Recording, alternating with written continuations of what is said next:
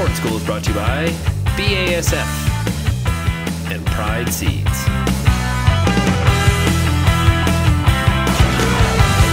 We just finished a presentation on the Advantage Acre program you guys have been running for 3 years.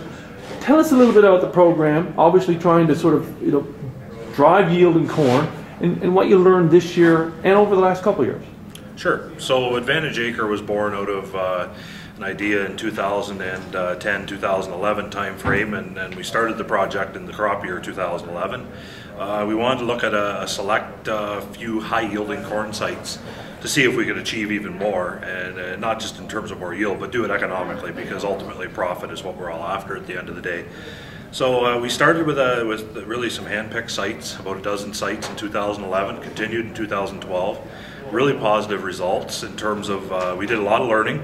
Not everything worked, but a high percentage of our intensive management initiatives worked, and that led us to 2013, where we expanded the project. So to give you a bit of a background, we looked at, really tried to use 10 to 20 acres as a field scale block, rather than looking at a high yield acre. I think most farms have a super high yielding acre on them somewhere. We wanted to look at something more field scale to capture some variability and look at the effects of basically three things: increased seeding rates, increased nitrogen rates, and then the use of foliar fungicide with our co-sponsor BASF using Headline and now the new Preaxor fungicide product.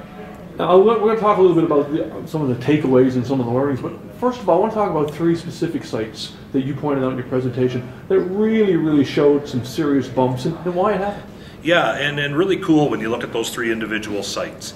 For instance, we have sites, I guess, on either extremity of Perth County. One near the Staffa area, and another one just in the top end of Oxford, south end of Perth, in the Tavistock area, and then another one down just east of Brantford on some rolling clay ground. So we go from some nice kind of Perth County loam type soils in the first 2 sites, and then we go to a pretty tough to work with clay, really. Like you really have to know what you're doing to work on the clay southeast of Brantford. Rolling clay ground, drainage can be an issue, soil uniformity can be an issue. But if I look at those 3 sites, they're all managed different ways by those growers.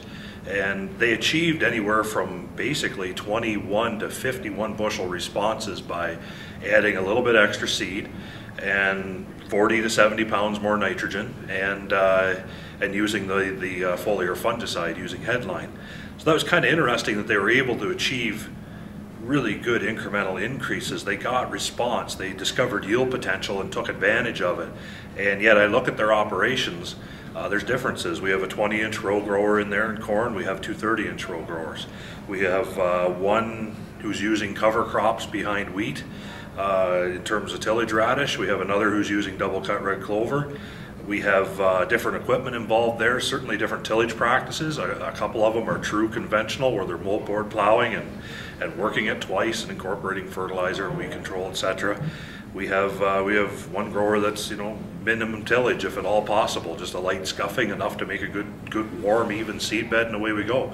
And yet they get great responses. And really, when I look at the commonality on those 3 sites, really from the outside looking in at their operations and the role that I have with them, really outstanding soil managers in terms of maintaining soil tilth, etc. And rotation is key. And rotation is key. Yeah, they're we had 2 of those sites came out of wheat in 2012, and 1 came out of white beans. So rotation is part of it. Yeah, just really.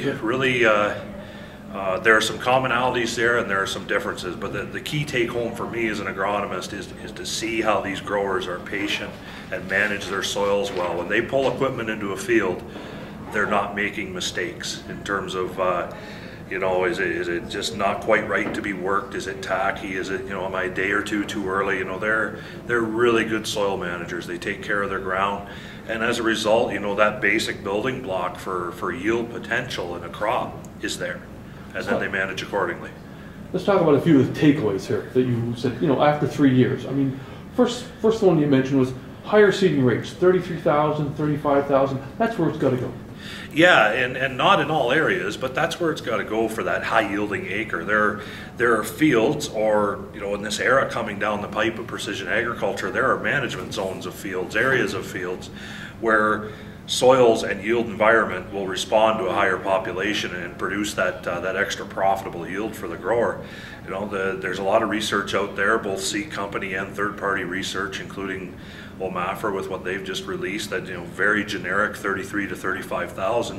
What that says to me is not so much every acre, but it tells us where the hybrids and the genetics have come and the way we're growing corn, because that certainly wouldn't have been the number 10 or 15 years ago. So it opens our eyes to where we need to go in some management zones and in some fields to really push for economic yield. It's the same thing when it comes to variable rate fertilizer with managing in. Same thing applies. Yeah, so we've done 3 years of nitrogen studies on this project, and we've had a year in 2011 where everything worked, and in retrospect, a kind of a similar year to 2011 in 2013 with May planting and somewhat wet, somewhat cooler, somewhat limited root development.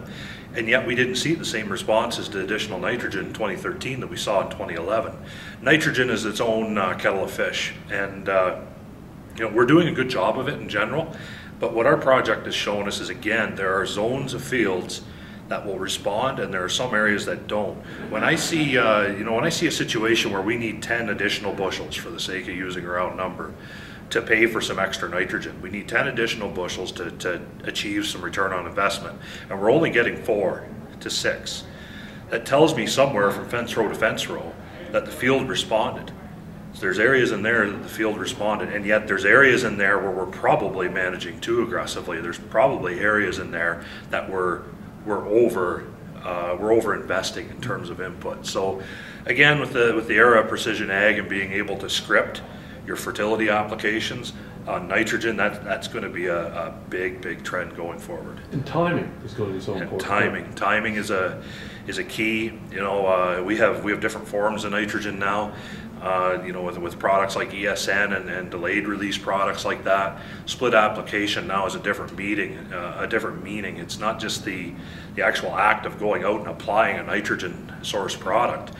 Split application can mean a blend of dry products, including an ESN product, for example, because you're actually splitting not so much the application timing, but you're splitting the availability of the nitrogen product. So there's a lot of neat things to be done there. We have more equipment now in terms of top dress spreaders, etc., where we have that capacity to make management decisions on nitrogen later in the growing season than what we're typically used to.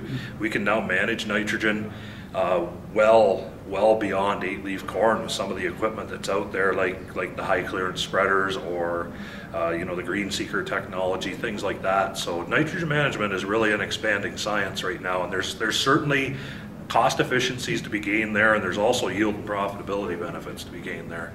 The final thing you mentioned in your presentation was really about fungicide in corn, and that the data is there. There's growing data there that there's ROI for fungicides. Yeah, and this is nothing new. Since really the concept was launched in 2007, it's nothing new. It was really figuring out where it pays. Does it pay in every field? No, but field after field, year after year. In our project, we've achieved basically 4 out of 5 fields. This is working. That's very good when you look at managing crops. There's no such thing as an absolute 100% of the time on products like fungicides, but to see ROI more often is what we're trying to achieve. We really see fungicide as a yield protector. It protects and captures yield potential. So the other things you do, including managing soil tilth, your fertility, scripting your seeding rate, etc., doing all those things right, are building blocks to creating yield potential. The fungicide truly is protecting it, and it's bearing the fruit off the tree, so to speak. Well, great stuff for year 3. We look forward to year 4, and maybe a different growing year and better harvest conditions. It will be definitely a different growing year. It always is, and we hope for better harvest conditions. Right now we hope for good planting conditions in a timely fashion. We have a lot of snow and ice to get rid of first in most areas, but we'll get there, and we'll plant a crop in a hurry, and hopefully it'll be a high yielding crop as well. Good stuff. Thanks for your thoughts, Ken. Yeah, you're welcome.